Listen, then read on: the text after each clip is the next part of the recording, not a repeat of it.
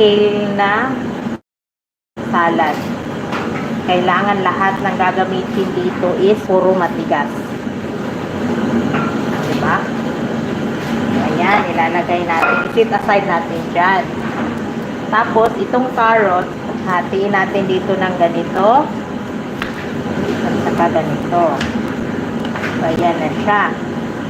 Tapos, hiwain natin siya ng pahaba. Pahaba na maliliit, na maninipis pala. Pero matigas siya. Dapat lahat ng gamit dito is matigas.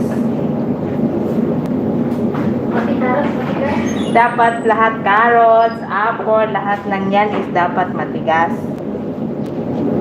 Hindi pwedeng gumamit dito ng malambot kasi papangit yung kalalabasan ng gagawin mong salad. So, dito na yung plato. So, ito, kaya to siya kuminis.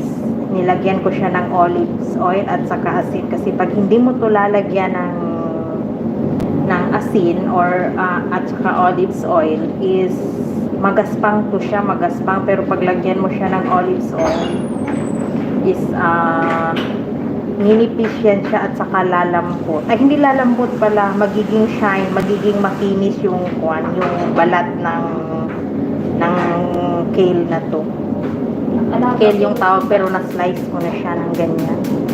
So, ayan siya. So, ang gagawin natin dyan is ilalagay natin dito. Ayan. Lalagyan ko siya ng quinoa, ganun, ganun. Diba, te? Sige, dyan kayo. Mag-i-store kayo sa akin. Kasi pag hindi siya lalagyan ng olive oil, ang mangyayari dito is as in, para siyang mountain na ganyan. No? Pangit siya pag dry yung leaves nitong itong dahon na yan. So, ang gagawin natin dyan, gaya nito. Ayan. Iwaan niya siya.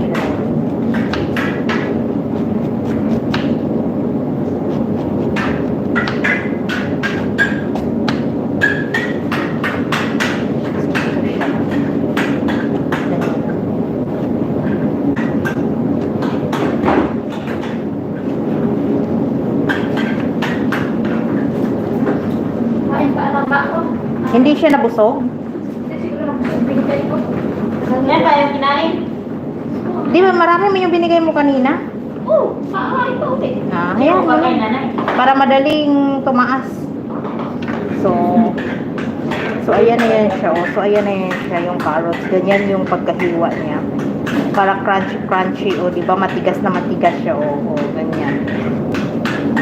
Tapos, yung ilalagay natin dyan. Kailangan maraming carrots, quinoa, apple, ganun. Ayan siya. Baka matulad na yan sa tatay. Ano?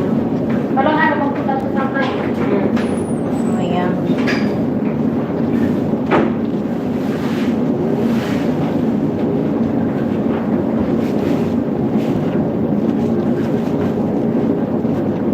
Dito sa apple guys, pwede kayong gumamit dyan ng green, kahit na anong color ng apple, basta yung matigas lang. Kasi may apple kasi na malambot yung isa, may isang variety kasi ng apple na malambot, yung parang cotton, hindi siya maganda kasi ang dali niyang umitim. Kasi yung matigas kasi, matagal siyang umitim tapos hindi siya basta-basta nasisira.